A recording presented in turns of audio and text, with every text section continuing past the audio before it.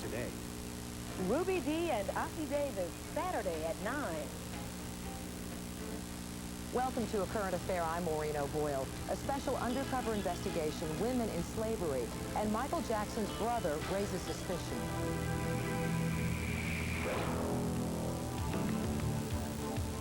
They come to Hollywood with stars in their eyes. Instead, they end up selling themselves in a faraway land, sex slaves of broken dreams. If I wanted to eat or make any money, then I would have to prostitute. An international undercover investigation from Hollywood to Asia, women in slavery.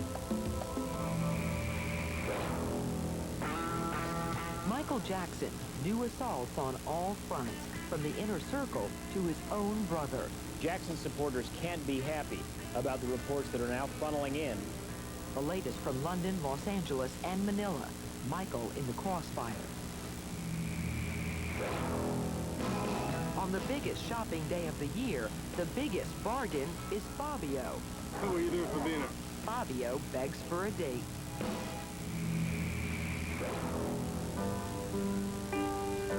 Plus, last chance to save the death row dog. Taro's last wish.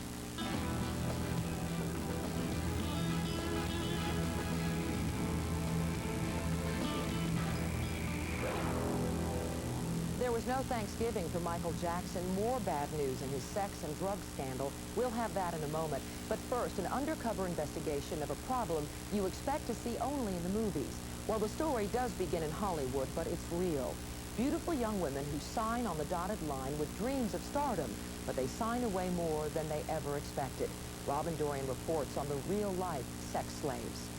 Maureen, it's a saga of false promises and shattered dreams. Young, beautiful American women are lured to Japan to model, to sing, to dance. But in the end, it's the old bait and switch. The hook is fame. The catch? Sex for sale.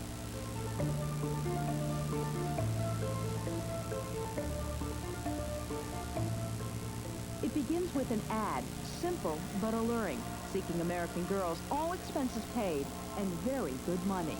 If you have a $10,000 a month contract and you're there for 2 months, then it's basically doing whatever the agency wants you to do. But what is it that the agencies want? Last June, Tracy Snow was hired to model in Japan. She now says her experience was anything but professional. It wasn't all on the up and up. What is the problem with the whole thing? That as soon as we got there were no jobs to do in the afternoon. We were just sent out at night. To do what? To go to parties and meet people. What kind of people? Usually dirty old men. While Tracy expected to pose for cameras, she says she was forced to pose for businessmen. Every night, she was sent by her agency to clubs like this one. They're called hostess bars, and they're the Asian equivalent of a ritzy American strip joint. The cover charge alone is 16,000 yen, which equals $170.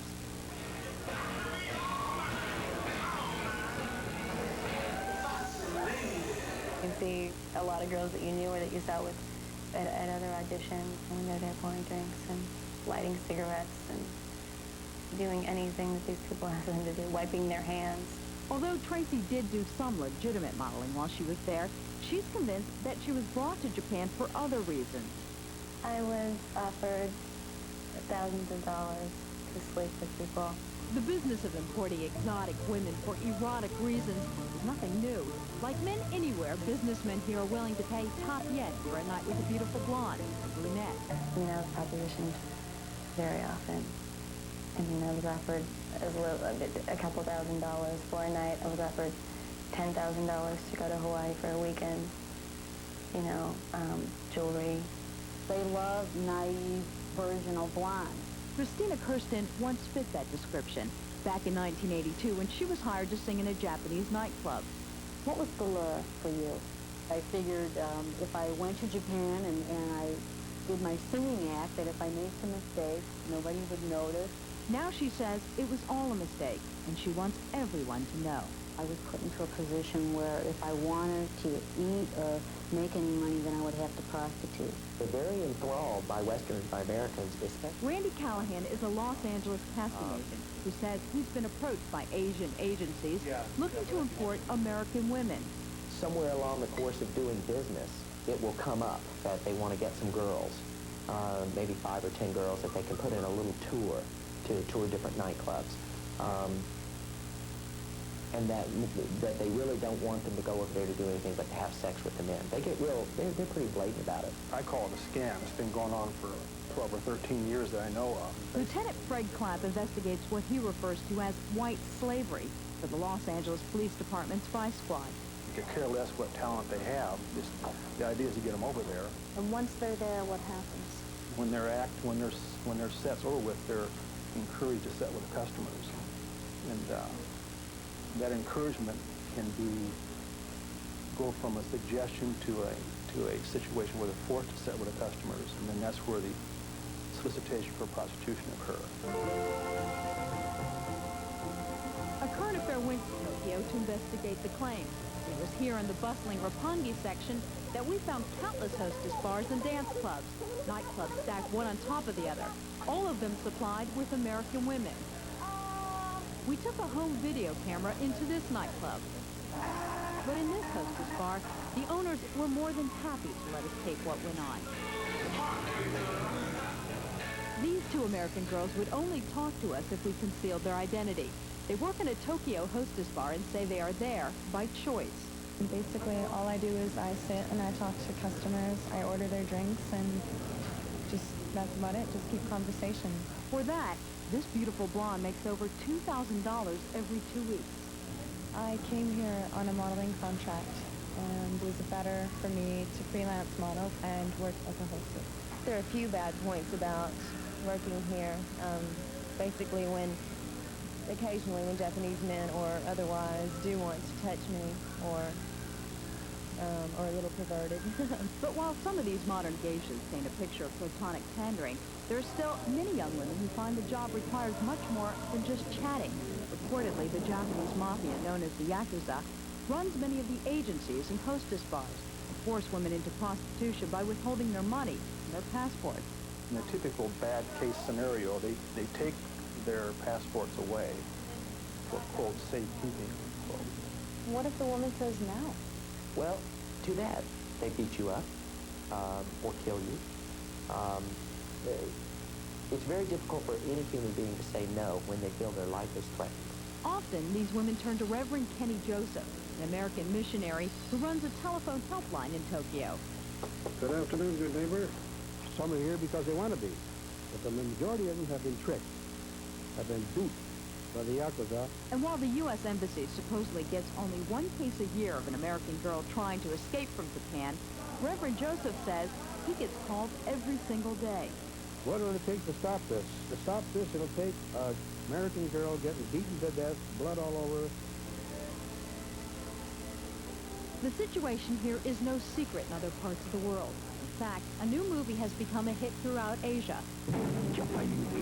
Japayuka is the real-life story of a Filipino girl who loses her freedom and ultimately her life when she is forced into the sex slave trade in Japan. The police, the hospital, the government said she died of hepatitis.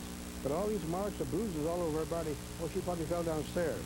The Philippine government didn't buy that. Well, I've interviewed over 100 girls, and some have said that they were physically abused, slapped around. Tracy Snow feels lucky to have escaped unharmed. She wants other young girls to heed her warning. The main thing is I wanted to let people know that they have to really be aware that no matter how good their agency is here, no matter what the reputation of the agency there, always be on the lookout.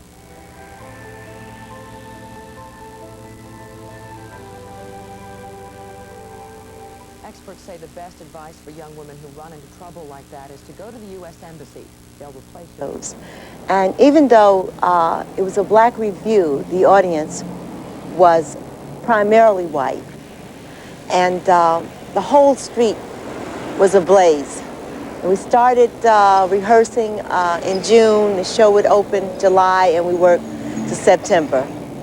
All these things were just really wonderful times. The costumes, the hats, the girls, and food out here on Kentucky Avenue, going to the fishery, and Saps for ribs, and Jerry's for ribs, and up to Miss Johnson's for soul food. And it was just wonderful. And then you'd eat, and then you'd go to the beach. And you'd have beach parties or just sleep So, I mean, I think after working all night, you're really too hyped up to go home and sleep. So you go on the beach and party a little bit more and just, you're there for a while. Kentucky Avenue may well swing again if Yvonne Doggett's Kentucky Avenue Renaissance has anything to do with it. The Renaissance was held early June. I thought that perhaps we could recreate that which went on here in Kentucky Avenue, recreate the ambiance, the sights, the sounds, and the smells of this particular street that meant so much to not just the black community, but all groups in the community.